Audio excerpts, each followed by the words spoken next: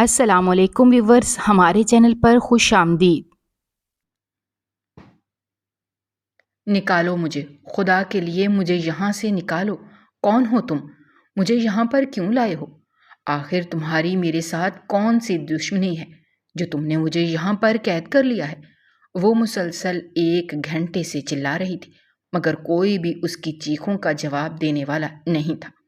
باہر جو گارڈ کھڑے تھے ان کے دل پتھر کے تھے، اور وہ یہ بات بھی جانتے تھے کہ اگر انہوں نے اسے رہا کرنے کی یا اس سے کوئی بھی بات کرنے کی کوشش کی تو ان کی آواز بھی دبا دی جائے گی۔ پلیز مجھے یہاں سے نکالو، وہ یوں کہہ کر دروازے کے ساتھ ہی زمین پر بیٹھ گئے۔ تھوڑی ہی دیر گزری تھی کہ اسے یوں محسوس ہوا جیسے کوئی دروازہ کھول رہا ہو۔ وہ جلدی سے پیچھے جا کر کھڑی ہو گئی اور پر امید نظروں سے دروازے کی طرف دیکھنے لگی، مگر کھولنے والے نے صرف نیچے سے چھوٹی سی کھڑکی کھولی تھی اور کھانا اندر رکھ دیا تھا۔ 2 دنوں کے بعد اسے کھانا مل رہا تھا۔ وہ کسی بھوکے درندے کی طرح اس کھانے پر جھپٹی اور اسے تیزی سے کھانے لگی۔ یہاں پر آئے ہوئے اس سے کافی دن گزر چکے تھے، لیکن اسے 3 دن کے گیپ سے کھانا دیا جاتا تھا۔ نہ تو وہ لوگ اسے مار رہے تھے اور نہ ہی وہ اسے آسانی سے زندہ رہنے کی اجازت دے رہے تھے۔ اسے یوں لگ رہا تھا جیسے یہاں پر وہ ایک کمرے میں نہیں بلکہ جہنم میں قید ہو گئی ہے۔ تکلیف کے مارے اس کا بہت برا حال تھا۔ تنہائی سے تو اسے شروع سے ہی بہت خوف محسوس ہوتا تھا۔ چھوٹی سی تھی جب اکیلے رہنے سے ڈرتی تھی۔ اسے اپنے ارد گرد لوگوں کا ہجوم پسند تھا، بلکہ اگر یہ کہا جائے کہ اسے مصروف رہنا پسند تھا تو اس میں کچھ بھی غلط نہیں ہوگا۔ مگر قسمت نے اس کے ساتھ ایک عجیب کھیل کھیلا تھا اور اسے ایک ایسی جگہ پر لا کر پٹک دیا تھا جہاں پر نہ تو کوئی اس کی تنہائی دور کرنے کے لیے تھا اور نہ ہی کوئی اس کا درد بانٹنے کے لیے تھا۔ کھانا کھانے کے بعد جیسے ہی وہ فارغ ہوئی اس نے اپنے رب کا شکر ادا کیا۔ آنسو ابھی بھی اس کی آنکھوں سے تیزی سے بہہ رہے تھے۔ اس نے اپنا سر گھٹنوں پر رکھ لیا اور سسکنے لگی۔ اپنی نادانیوں اور غلطیوں کی وجہ سے وہ ہمیشہ سے ہی مشکل میں پھنستی تھی۔ اس کی ماں اسے نصیحت کرتی تھی، لیکن وہ ان کی نصیحتوں کو مکمل طور پر نظر انداز کر دیتی تھی اور وہی کام کرتی تھی جو کرنے کے لیے اس کا دل چاہتا تھا۔ نہ تو اس نے کبھی اپنے باپ کی عزت کو خاطر میں لایا تھا اور نہ ہی کبھی اپنی ماں کی پریشانی کو اہمیت دی تھی۔ وہ سب کو ہمیشہ یہی کہتی تھی کہ میں بڑی ہو گئی ہوں، میں 18 سال کی ہو چکی ہوں، میں اچھی طرح سے جانتی ہوں کہ میرے لیے کیا ٹھیک ہے اور کیا غلط ہے۔ کسی کو بھی یہ حق نہیں ہے کہ وہ میرے معاملات میں دخل اندازی کرے۔ کچھ دن پہلے دوپہر 2 بجے کا وقت تھا۔ اسے بوریت ہو رہی تھی۔ وہ کمرے میں لیٹی ہوئی تھی۔ باہر شدید گرمی تھی۔ نہ جانے اس کے دل میں کیا آیا، وہ اپنی دوست کے گھر جانے کے لیے تیار ہونے لگی۔ اسی وقت ہی سمینہ بیگم کمرے کے اندر داخل ہوئیں۔ ارے کومل، دن کے اس پہر تم کہاں جا رہی ہو؟ بیٹی کو تیار ہوتا ہوا دیکھ کر ان کے ماتھے پر بل پڑ گئے۔ ارے امی کہیں نہیں، بس قریب ہی فوزیہ کے گھر جا رہی ہوں، اس نے اپنے دھیان میں جواب دیا۔ تمہارا دماغ تو خراب نہیں ہو گیا؟ یہ کوئی وقت ہے کسی کے گھر جانے کا؟ سارے سو رہے ہوں گے، تم وہاں پر جا کر انہیں ڈسٹرب کرو گی۔ آرام سے یہیں پر بیٹھی رہو، گلیاں ساری سنسان ہیں۔ اگر اس دوران تمہارے ساتھ کوئی حادثہ پیش آ گیا تو میں تمہارے باپ کو کیا منہ دکھاؤں گی؟ ارے امی، میں نے آپ کو کتنی بار سمجھایا ہے کہ میری فکر مت کیا کریں۔ میں اچھی طرح سے جانتی ہوں کہ مجھے اپنی کیسے حفاظت کرنی ہے۔ جب آپ مجھ پر یوں پابندی لگاتی ہیں تو میرا دماغ غصے سے گھوم جاتا ہے، پھر اسی وجہ سے میں آپ سے بدتمیزی کر لیتی ہوں۔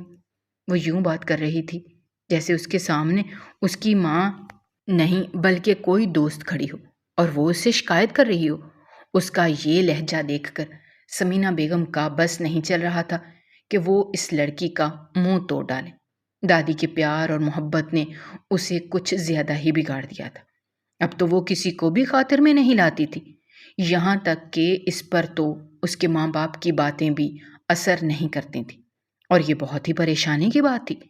کومل، جب میں نے ایک بار کہہ دیا ہے کہ تم یہاں سے باہر نہیں نکلو گی تو اس کا مطلب یہ ہے کہ تم کمرے کے اندر ہی رہو گی۔ میں بار بار اپنی بات کہنے کی عادی نہیں ہوں۔ یہ کہہ کر وہ تیزی سے کمرے سے باہر نکل گئے اور اس کے ساتھ ہی دروازہ بھی لاک کر دیا۔ وہ بھی اپنے نام کی ایک تھی، بہت زیادہ ضدی تھی، جو کہ بچپن سے ہی اس کی تمام ضدیں پوری ہوتی ہوئی آ رہی تھیں۔ اسی وجہ سے جب کوئی اس کی بات نہیں مانتا تھا تو اس کا دماغ غصے سے گھوم جاتا تھا اور پھر وہ اپنی بات منوانے کے لیے کسی بھی حد سے گزرنے کے لیے تیار ہو جاتی تھی۔ اس بار بھی اس نے ایسا ہی کیا تھا۔ وہ جانتی تھی کہ اس سلسلے میں کون اس کی مدد کر سکتا ہے۔ وجدان، جو تھوڑی دیر پہلے ہی شدید گرمی میں اپنے گھر میں داخل ہوا تھا، آج اس کا ڈی ایس پی کی پوسٹ کے لیے انٹرویو تھا۔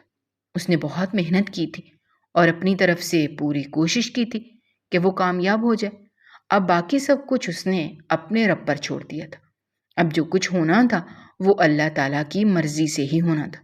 اس کا کام صرف اور صرف محنت کرنا تھا اور دعا کرنا تھا، جو وہ کر رہا تھا۔ اچانک ہی اس کا موبائل بجا۔ اس نے دیکھا تو اس کی سب سے پیاری اور پسندیدہ کزن کی کال تھی۔ اس کے لبوں پر بے ساختہ مسکراہٹ پھیل گئی۔ پرسوں رات اس کی کومل کے ساتھ لڑائی ہو گئی تھی۔ رات کے وقت وہ چھت پر کھڑی تھی اور نہ جانے کس سے گفتگو کر رہی تھی، جبکہ محلے کی چھت پر کچھ لڑکے کھڑے تھے جو اس پر آوازیں کس رہے تھے، مگر وہ اس بات سے مکمل طور پر انجان فون میں مگن تھی۔ جب وجدان نے یہ سب کچھ دیکھا تو اس کا دماغ گھوم گیا۔ ایک لمحے کی دیری کیے بغیر وہ وہاں پر پہنچا اور اس کا ہاتھ پکڑ کر اسے کھینچتے ہوئے نیچے لے کر گیا۔ اس پر وہ اس سے بہت زیادہ ناراض ہو گئی تھی اور اس سے کافی دنوں سے بات نہیں کر رہی تھی، یہاں تک کہ وجدان نے اسے منانے کی ہر ممکن کوشش کی تھی۔ وہ اس کے لیے تحفہ بھی لایا تھا اور اسے چاکلیٹس بھی لا کر دی تھی، مگر اس لڑکی کا منہ پھر بھی بنا ہوا تھا۔ ارے میڈم صاحبہ، آپ نے آج ہمیں کیسے یاد کر لیا؟ اس نے مسکراتے ہوئے پوچھا۔ اس کا لہجہ یکدم ہی خوشگوار ہو گیا تھا۔ اس کی ساری تھکن بھی اتر گئی تھی۔ وہ ہمیشہ سوچتا تھا کہ آخر اس لڑکی میں ایسا کیا ہے جو یوں وہ یکدم ہی فریش ہو جاتا ہے، اس کا موڈ بھی خوشگوار ہو جاتا ہے۔ ایک بار اس نے اپنے دوست سے اس بارے میں ذکر کیا تو وہ مسکراتے ہوئے بولا کہ بھائی، معاملہ بہت ہی صاف اور آسان ہے، بس تم سمجھنے کی کوشش ہی نہیں کر رہے۔ صاف نظر آ رہا ہے کہ تمہیں اس لڑکی سے محبت ہو گئی ہے، بس تم اس بات کا اپنے آپ سے اعتراف کر لو، سارے معاملات ہی سلجھ جائیں گے۔ دوست کی بات سن کر وہ بے چین ہو گیا اور اسے ڈانٹنے لگا، لیکن پھر رات کے وقت جب اس نے تسلی سے اس بارے میں سوچا تو اسے پتہ چلا کہ واقعی اسے کومل سے محبت ہو چکی تھی، اور یہ احساس بہت ہی پیارا اور بہت ہی انوکھا تھا۔ اس نے صرف اور صرف اس بات کا اظہار اب اس کے سامنے کرنا تھا، اور اس کے لیے بھی وہ اپنی نوکری پکی ہونے کا انتظار کر رہا تھا۔ یہاں پر اس کی جاب لگنی تھی اور وہیں پر اس نے اس لڑکی کو پرپوز کر دینا تھا۔ وجدان، مجھے اس وقت تمہاری بہت ضرورت ہے، کیا تم اس وقت میرے گھر میں آ سکتے ہو؟ اس نے منہ بناتے ہوئے پوچھا۔ دوسری طرف وہ پریشان ہو گیا اور کہنے لگا، ہاں، مجھے کوئی مسئلہ نہیں ہے، میں تمہارے پاس آ تو سکتا ہوں، لیکن مجھے یہ بتاؤ کہ تمہیں ہوا کیا ہے، آخر کیا پریشانی ہے؟ وہ یکدم ہی بہت فکر مند ہو گیا تھا۔ اس لڑکی کو پریشان تو وہ دیکھ ہی نہیں سکتا تھا۔ کومل کہنے لگی کہ اماں میرے کمرے کا دروازہ لاک کر کے چلی گئی ہیں، وہ مجھے اس وقت اپنی دوست کے گھر جانے کی اجازت نہیں دے رہی۔ مجھے بہت غصہ آ رہا ہے، مجھے لگ رہا ہے کہ اگر مزید تھوڑی دیر تک میں یہاں پر قید رہی تو میں پاگل ہو جاؤں گی۔ تم پلیز جلدی سے یہاں پر آؤ اور مجھے اس قید سے باہر نکالو۔ وہ یوں برتاؤ کر رہی تھی جیسے کسی نے اسے صدیوں سے یہاں پر قید کر رکھا ہو۔ وجدان کے ماتھے پر بل پڑ گئے۔ وہ اس کی دن بدن بگڑتی ہوئی حالت سے پریشان ہو رہا تھا۔ وہ سوچتا تھا کہ لڑکیوں کو اتنے نخرے نہیں کرنے چاہیے، مگر وہ یہ بات اس کے سامنے کہہ کر اس کے دل میں اپنے لیے نفرت میں اضافہ نہیں کر سکتا تھا۔ نہ چاہتے ہوئے بھی وہ وہاں پر چلا گیا۔ تب تک اس کی ماں بھی سونے کے لیے جا چکی تھی۔ جب وہ اس کمرے سے باہر نکلی تو گہرا سانس لیتے ہوئے بولی، شکر ہے تم یہاں پر چلے آئے تھے، ورنہ تمہیں نہیں پتا تھا کہ آج میں کیا کرتی۔ ان لوگوں نے پتہ نہیں خود کو کیا سمجھ رکھا ہے، جب دل کرتا ہے مجھ پر حکم چلانا شروع کر دیتے ہیں۔ وہ دوبارہ سے بدتمیزی پر اتر آئی تھی۔ وجدان نے بہت ہی تحمل سے اس کی بات سنی اور پھر اس سے کہا کہ یہ تمہارے گھر والے ہیں، جو کچھ بھی کرتے ہیں تمہاری بہتری کے لیے ہی کرتے ہیں۔ ان لوگوں کو سمجھنے کے بجائے تم ان لوگوں کے خلاف ہوتی جا رہی ہو، اور یہ سب کچھ ٹھیک نہیں ہے۔ والدین سے زیادہ انسان کے ساتھ اور کوئی بھی مخلص نہیں ہو سکتا۔ تمہیں اپنے چھوٹے سے دماغ میں یہ بات ڈال لینی چاہیے۔ اگر تو تم بھی مجھے یہاں پر صرف اور صرف گیان دینے کے لیے آئے ہو تو میں تمہیں کہتی ہوں یہاں سے چلے جاؤ۔ مجھے تم لوگوں کی نصیحتیں نہیں سننی۔ میں جانتی ہوں کہ کیا ٹھیک ہے اور کیا غلط ہے۔ یہ کہہ کر وہ وہاں پر رکی نہیں تھی بلکہ تیزی سے گھر سے باہر نکل گئی تھی۔ وجدان کے دل میں ایک لمحے کے لیے آیا کہ وہ اس کے پیچھے جائے اور اس کی دوست کے گھر چھوڑ کر آئے، مگر جو بدتمیزی وہ اس سے کر چکی تھی اس کے بعد اس کا دل بھی میلا ہو گیا تھا۔ یہ سوچ کر وہ گھر میں چلا گیا کہ اگر اسے اس کی عزت کرنا نہیں آتا تو پھر اسے کیا ضرورت ہے اس لڑکی کی فکر کرنے کی۔ اس نے کومل کو اس کے حال پر ہی چھوڑ دیا۔ ابھی وہ گلی کا کونا مڑی ہی تھی کہ اسے اپنے نام کی پکار سنائی دی۔ اس نے گردن پھیر کر دیکھا تو وہاں پر کوئی بھی موجود نہیں تھا۔ وہ کوئی مردانہ آواز تھی جس نے اسے پکارا تھا۔ اس کا دل تیزی سے دھڑکا۔ اسے شدت سے کچھ غلط ہونے کا احساس ہوا۔ اب اس چیز کو اللہ تعالیٰ کا اس پر کرم کہا جائے یا پھر اس کی خوش قسمتی کہا جائے۔ جب بھی اس کے ساتھ کچھ برا ہونے لگتا تھا تو اسے پہلے ہی احساس ہو جاتا تھا۔ ایک لمحے کے لیے اسے یہ خیال آیا کہ گھر واپس جایا جائے تو ہی بہتر رہے گا، لیکن پھر دوسرے ہی لمحے اس نے اپنے آپ پر قابو رکھا اور دوبارہ سے اپنے آپ کی حوصلہ افزائی کرتے ہوئے آگے کی طرف بڑھنے لگی۔ لیکن جیسے ہی وہ کونا مڑی کسی نے اس کے منہ پر ہاتھ رکھا۔ اس کے ساتھ ہی وہ بے ہوش ہو گئی۔ جب اسے ہوش آیا تو وہ ایک ویران جگہ پر موجود تھی۔ وہ اس وقت جنگل کے بیچوں بیچ زمین پر پڑی ہوئی تھی۔ اس نے اٹھنے کی کوشش کی لیکن تکلیف کے مارے اٹھا نہیں جا رہا تھا۔ یوں لگ رہا تھا جیسے کوئی اسے کافی دیر سے مارتا رہا ہو۔ اس کے جسم سے جگہ جگہ سے درد اٹھ رہا تھا۔ اس کی آنکھوں سے تیزی سے آنسو بہہ رہے تھے۔ اسے اندازہ ہو چکا تھا کہ اپنی منمانی کرتے ہوئے وہ اپنے ساتھ کتنی بڑی زیادتی کر چکی ہے۔ ماں کی نصیحتیں اس کے کانوں میں گونج رہی تھیں، مگر اب ان سب کا کوئی فائدہ نہیں تھا۔ وہ خود کو ایک ایسے جال میں پھنسا چکی تھی جہاں سے نکلنا ممکن ہی نہیں تھا۔ اس کی نظر ایک آدمی پر پڑی جو اس کے سامنے کرسی رکھ کر بیٹھا ہوا تھا۔ وہ جلدی سے اٹھی لیکن درد کے مارے دوبارہ سے زمین پر گر پڑی۔ تم کون ہو اور مجھے یہاں پر کیوں لائے ہو؟ اس نے کپ کپاتے ہوئے سوال کیا، مگر سامنے موجود آدمی نے کوئی جواب نہیں دیا۔ وہ دوبارہ سے اٹھی اور دوبارہ سے اس کی طرف جانے کی کوشش کی، لیکن آگے کی طرف نہیں بڑھ پائی کیونکہ اس کا پاؤں ایک سولاخ میں قید تھا۔ وہ چاہ کر بھی حرکت نہیں کر پا رہی تھی۔ اسے لگ رہا تھا جیسے اس کے ساتھ بھی کسی انگلش مووی والا سین ہو گیا ہو۔ خدا کے لیے مجھے چھوڑ دو، مجھے یہاں سے جانے دو، اس نے روتے ہوئے کہا۔ سامنے بیٹھا شخص بہت ہی غور سے اس کی آنکھوں میں دیکھ رہا تھا۔ اسے یہ لڑکی بہت ہی پیاری لگتی تھی۔ جب پہلی نظر اس نے اس لڑکی کو دیکھا تھا تب وہ اس کا دیوانہ ہو گیا تھا، مگر اس کی بڑھتی ہوئی منمانیاں اور اس کی بڑھتی ہوئی جلد بازیاں دیکھ کر اسے بہت خوف محسوس ہوتا تھا، اور دوسری طرف اسے اس چیز کا بھی اندازہ ہو گیا تھا کہ اس لڑکی کے بہت سے امیدوار ہیں جو بہت جلد ہی اسے چھیننے کی کوشش کریں گے۔ اسی وجہ سے اس نے فیصلہ کیا کہ کیوں نہ اس لڑکی کو اپنے پاس ہمیشہ ہمیشہ کے لیے بلا لیا جائے، تاکہ نہ تو کوئی اس پر نظر رکھ پائے اور نہ ہی کوئی اسے اس انسان سے چھین پائے۔ وہ چھوٹے چھوٹے قدم اٹھاتا ہوا اس کے پاس گیا اور گھٹنوں کے بل اس کے قریب جھکتے ہوئے بولا، میں آج کے بعد تمہارا سایہ یوں ہی ہمیشہ تمہارے ساتھ رہے گا۔ تم میرے چنگل سے بچ کر نہیں جا سکتی اور نہ ہی تم کو بھی مجھ سے جان چھڑوا سکتی ہو۔ آج کے بعد تم میرے پاس ہی رہو گی اور میری مرضی کے مطابق ہی زندگی گزارو گی۔ تم اپنی منمانی کر ہی نہیں سکتی۔ آج کے بعد تم میری قید میں ہو۔ یہ کہہ کر وہ وہاں پر رکا نہیں بلکہ تیزی سے چلا گیا۔ 2-3 عورتیں بھاگتی ہوئی اس لڑکی کے پاس آئیں اور اسے کھینچتے ہوئے اس جنگل کے بیچوں بیچ بنے اس واحد تہ خانے میں لے کر چلی گئی جس کے بارے میں کسی کو بھی علم نہیں تھا۔ وہ روتی رہی، چیختی رہی، چلاتی رہی، لیکن کوئی بھی اس کی پکاریں سننے والا نہیں تھا۔ اس رات اس انجان شخص کو گالیاں دیتی رہی جس کی سزا اسے 3 دن بھوک کی صورت میں ملی تھی۔ جب بھی وہ منہ سے کوئی گالی نکالتی تھی یا کسی کو برا بھلا کہتی تھی تو اسے 3 دن کھانا نہیں دیا جاتا تھا، اور اس بات کا بھی اسے جلد ہی پتہ چل گیا تھا کہ اسے سزا ملتی ہے۔ اس کے بعد تو اس نے اپنی زبان پر بھی قابو رکھنا شروع کر دیا تھا، کیونکہ وہ اتنا لمبا عرصہ بھوکا نہیں رہ سکتی تھی۔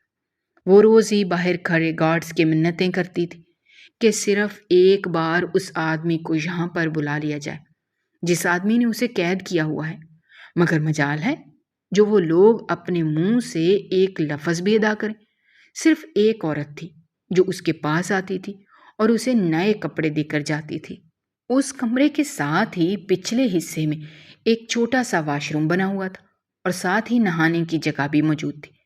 وہ عورت نہ صرف اس واش روم کی صفائی کرتی تھی بلکہ اس کے ساتھ ساتھ کمرہ بھی صاف کر کے چلی جاتی تھی۔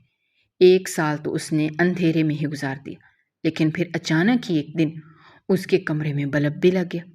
جب وہ سو کر اٹھی تو روشنی میں اس سے آنکھیں کھولنا مشکل ہو رہا تھا۔ وہ حیران رہ گئی جب اس نے بلب کو جلتے ہوئے دیکھا تو اس کے چہرے پر ایک پھیکی سی مسکراہٹ پھیل گئی۔ اس نے تو یہ سوچ لیا تھا کہ اب ساری زندگی اس کی اندھیرے میں ہی گزر جائے گی، مگر شاید قسمت کو کچھ اور ہی منظور تھا۔ اور پھر اچانک ہی اس کی نظر دیوار کی طرف اٹھی جہاں پر ایک کاغذ لگا ہوا تھا۔ آج سے پہلے اس نے یہ کاغذ یہاں پر نہیں دیکھا تھا۔ یقیناً یہ کارنامہ صبح صبح ہی کسی نے آ کر انجام دیا تھا۔ وہ تیزی سے بھاگتی ہوئی وہاں پر گئی اور اس کاغذ پر لکھی ہوئی تحریر کو دیکھ کر اس کے دماغ نئے سرے سے گھومنے لگا۔ وہاں پر لکھا ہوا تھا کہ تم نے تمیز سیکھ لی ہے، اسی چیز کا ہی تمہیں انعام ملا ہے، بس اچھی بچی بن جاؤ، تمہاری ساری پریشانیاں ختم ہو جائیں گی۔ وہ نہیں جانتی تھی کہ وہ انسان کون ہے اور اس کے ساتھ یہ سب کچھ کیوں کر رہا ہے، مگر وہ اتنا جانتی تھی کہ جس دن وہ یہاں سے باہر نکلنے میں کامیاب ہو گئی اس دن وہ اس انسان کو نہیں چھوڑے گی۔ اس کے ساتھ وہ سلوک کرے گی کہ وہ ساری عمر روتا رہے گا کہ آخر اس نے اس کے ساتھ ایسا کیوں کیا۔ مگر سوال یہ پیدا ہوتا تھا کہ وہ یہاں سے نکلے گی کیسے؟ ایک دن وہ نقاب پوش وہاں پر آ گیا۔ آج بھی اس نے اپنے چہرے کو ڈھانپ رکھا تھا، صرف اس کی چیل جیسی آنکھیں ہی نظر آ رہی تھیں۔ وہ کافی دیر تک اسے گھورتی رہی اور اسے پہچاننے کی کوشش کرتی رہی، لیکن آنکھیں دیکھ کر اندازہ نہیں ہو رہا تھا کہ یہ شخص کون ہے۔ اس کا دماغ بہت بری طرح سے جھنجھلا گیا تھا۔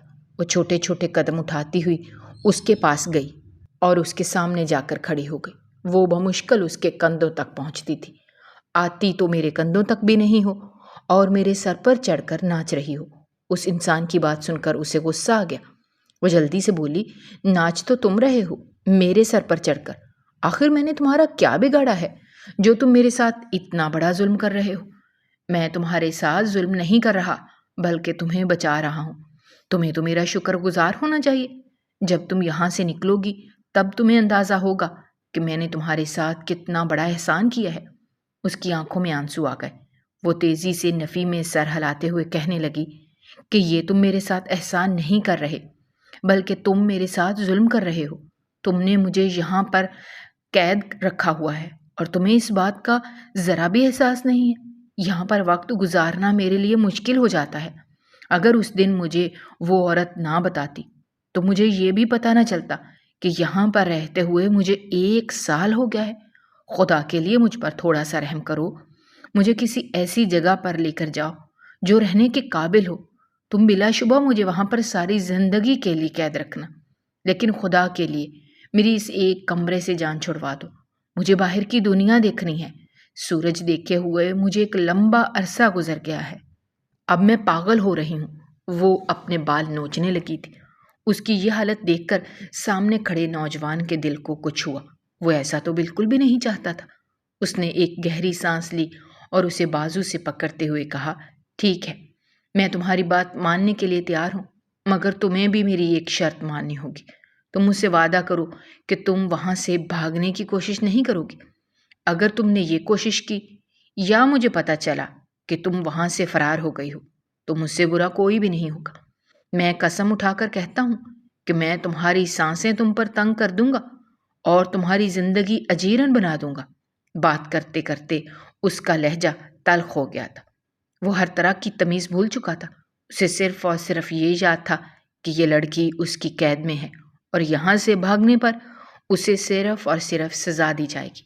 میں وعدہ کرتی ہوں میں ایسا کبھی بھی نہیں کروں گی، وہ جلدی سے اپنے آنسو صاف کرتے ہوئے کہنے لگی، جبکہ اندر ہی اندر اس نے پکا ارادہ کیا ہوا تھا کہ صرف ایک بار اس کمرے سے نکل کر کسی اچھی سی جگہ پر جائے، پھر جب اس کا دماغ کچھ سوچنے سمجھنے کے قابل ہوگا تو وہ اگلی حکمت عملی کرے گی۔ وہ اسے لے کر ایک بہت ہی بڑے مینشن میں آ گیا۔ آج سے پہلے اس نے اس قدر خوبصورت گھر کبھی بھی نہیں دیکھا تھا۔ اس نے صرف اپنے خوابوں میں ہی اتنا بڑا مینشن سوچ رکھا تھا۔ وہ غور سے اس آدمی کے چہرے کی طرف دیکھ رہی تھی، اسے پہچاننے کی کوشش کر رہی تھی، جس پر وہ ہنسنے لگا اور کہنے لگا، تم مجھے کبھی بھی نہیں پہچان سکتی۔ اگر تم نے کبھی مجھے غور سے دیکھا ہوتا تو شاید تمہیں اندازہ ہو جاتا، مگر کبھی تم نے مجھے اس نظر سے دیکھا ہی نہیں کہ تم مجھے پہچان پاؤ۔ وہ نہ تو یہ آواز پہچان پا رہی تھی اور نہ ہی وہ نگاہیں پہچان پا رہی تھی۔ تھک کر وہ وہیں پر ہی رک گئی اور اسے کہنے لگی، کیا میں تمہارا چہرہ دیکھ سکتی ہوں؟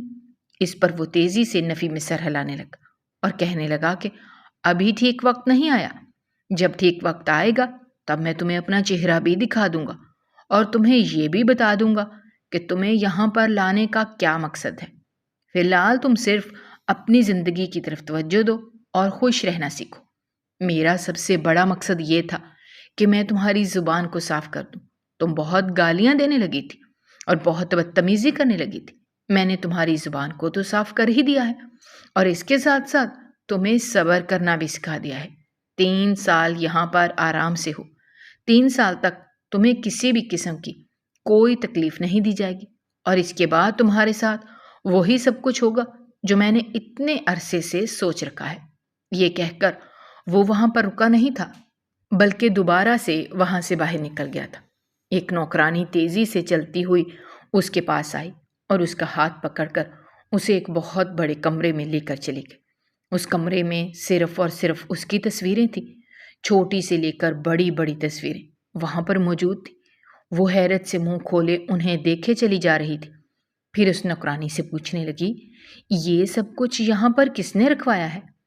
یہ سب کچھ صاحب نے رکھوایا ہے، وہ آپ سے بہت محبت کرتے ہیں۔ جب آپ یہاں پر نہیں تھی تو آپ کی تصویروں کو ہی دیکھتے رہتے تھے۔ اسے لگا تھا جیسے اس نے کچھ غلط سن لیا ہو، لیکن اس نے نوکرانی کے چہرے کی طرف دیکھا اور اس سے کہنے لگی، کہیں تم پاگل واگل تو نہیں ہو گئی؟ ارے وہ انسان تو مجھ سے اتنی نفرت کرتا ہے کہ تمہاری سوچ ہے۔ آپ کی بہت بڑی غلط فہمی ہے بی بی صاحبہ، وہ آپ سے نفرت نہیں کرتے بلکہ وہ آپ سے شدید محبت کرتے ہیں، لیکن اتنے پتہ نہیں ہے کہ یہ محبت کا اظہار کیسے کیا جاتا ہے۔ اپنی ساری زندگی انہوں نے صرف اور صرف نفرت میں گزاری ہے۔ جب پیدا ہوئے تھے تو ماں باپ کو ایک دوسرے سے لڑتے جھگڑتے ہی پایا تھا اور اسی میں ہی وہ جوان ہو گئے، مگر جب سے انہوں نے آپ کو دیکھا تھا تب سے آپ کے دیوانے ہو گئے تھے۔ میں یہاں پر تقریباً پچھلے 25 سالوں سے کام کر رہی ہوں۔ میں اپنے صاحب کو بہت اچھے طریقے سے جانتی ہوں۔ آج تک میں نے ان کے منہ سے کسی کا بھی ذکر نہیں سنا سوائے آپ کے۔ وہ ہمیشہ ہی مجھ سے آپ کی باتیں کرتے رہتے تھے۔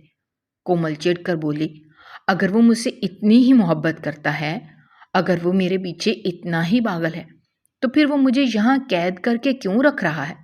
وہ مجھ سے نکاح کیوں نہیں کر لیتا؟ صاحب نے خود سے یہ وعدہ کر رکھا ہے کہ جب تک وہ اپنا مقصد پورا نہیں کر لیں گے تب تک وہ آپ سے نکاح نہیں کریں گے۔ بس اب دعا کریں کہ جلد از جلد اللہ تعالیٰ انہیں ان کے مقصد میں کامیاب کرے۔ یہ کہہ کر وہ کمرے سے باہر نکل گئی۔ کومل نے اسے دوبارہ سوال پوچھنے کی کوشش کی تھی، لیکن وہ کچھ بھی نہیں بولی۔ تنگ آ کر وہ وہیں بستر پر ہی بیٹھ گئی۔ اتنے عرصے کے بعد اسے نرم و ملائم بستر ملا تھا۔ تھوڑی ہی دیر کے بعد وہ گہری نیند سو گئی۔ جب وہ سو کر اٹھی تو چاروں طرف اندھیرا پھیلا ہوا تھا۔ نہ جانے اس کے دل میں کیا آیا، وہ جلدی سے نیچے کی طرف بھاگی اور پچھلے صحن کی طرف چلی گئی۔ وہاں دروازہ کھلا ہوا تھا۔ اس کی آنکھیں خوشی سے چمکنے لگیں۔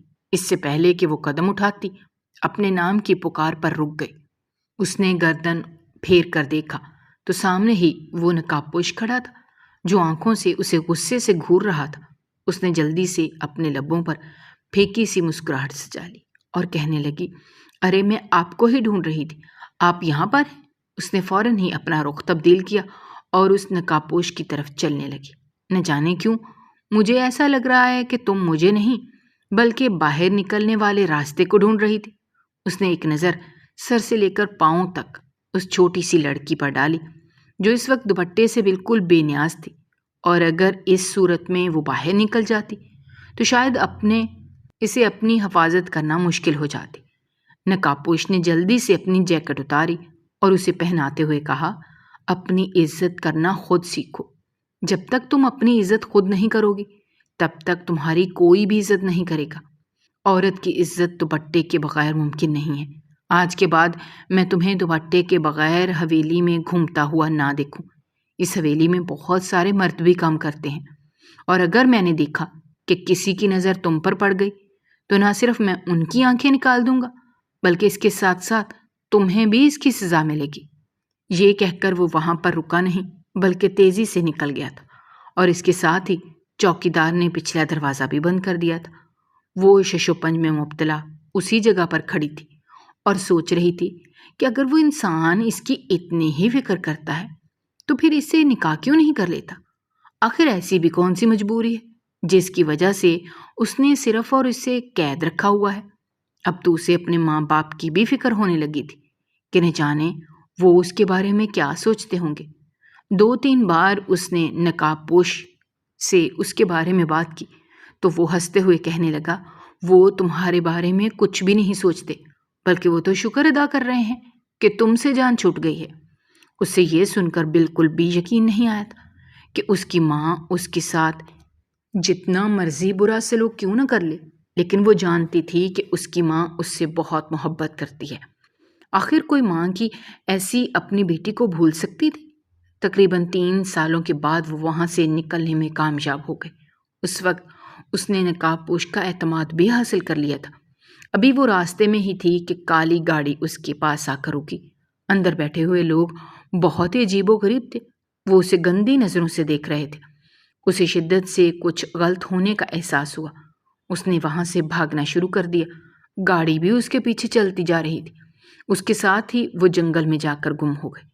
اس کا پاؤں کسی چیز سے ٹکرایا، وہ منہ کے بل زمین پر گری اور اس کے ساتھ ہی پھسلتی پھسلتی نیچے چلی گئی۔ تکلیف کی وجہ سے اس کی آنکھوں سے آنسو بہہ رہے تھے۔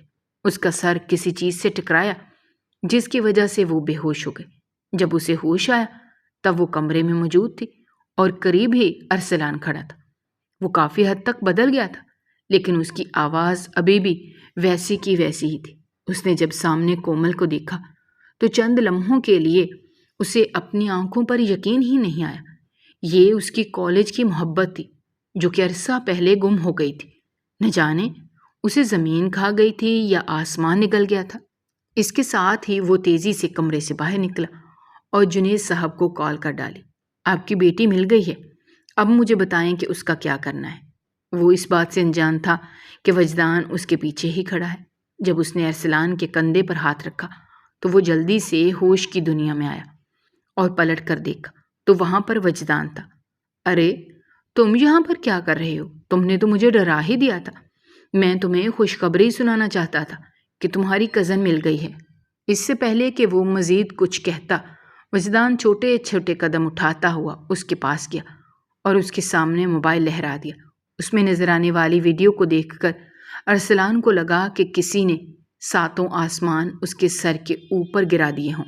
اس ویڈیو میں وہ ایک عورت کے ساتھ موجود تھا اور بہت ہی بے باک حرکتیں کر رہا تھا۔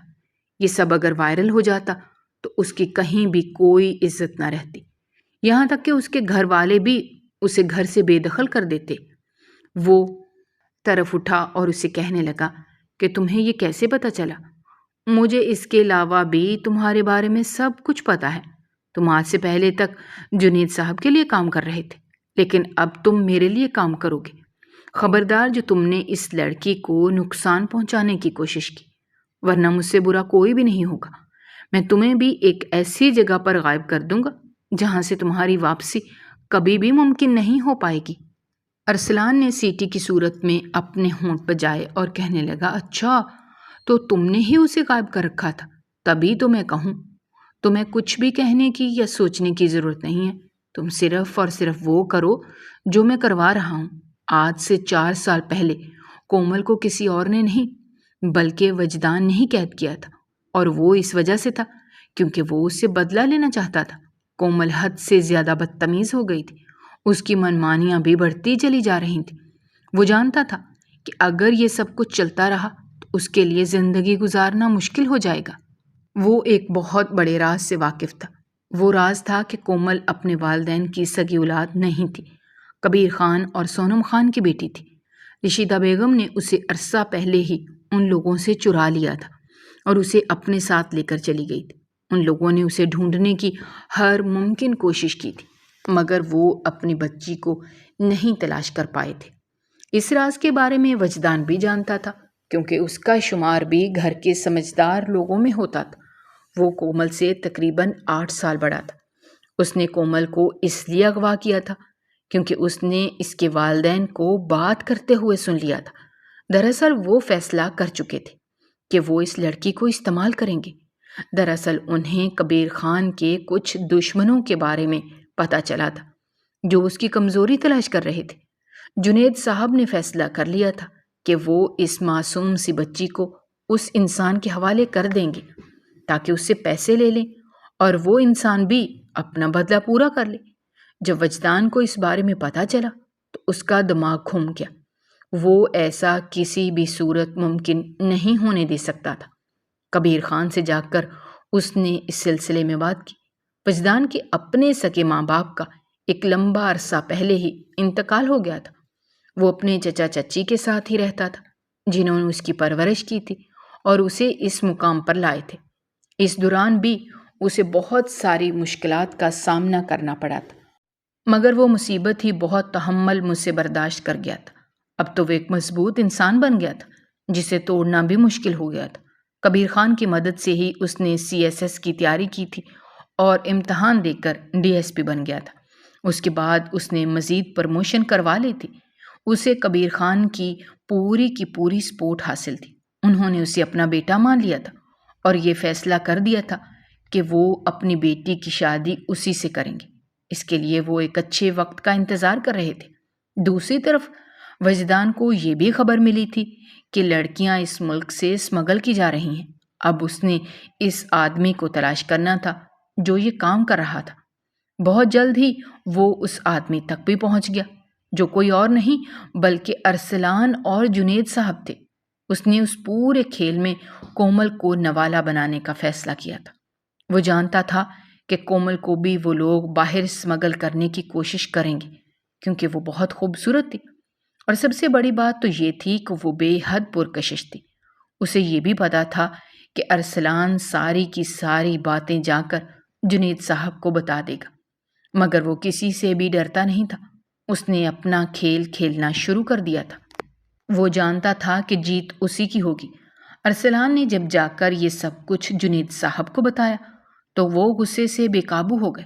وہ سوچ بھی نہیں سکتے تھے کہ ان کا بھتیجا کبھی ان کے خلاف جا سکتا ہے۔ انہوں نے اس بارے میں وجدان سے بات کرنے کی کوشش کی تاکہ وہ اسے بھی اپنے ساتھ ملا سکے، مگر وہ یوں ظاہر کرنے لگا جیسے وہ اس سارے معاملے سے نکل چکا ہے۔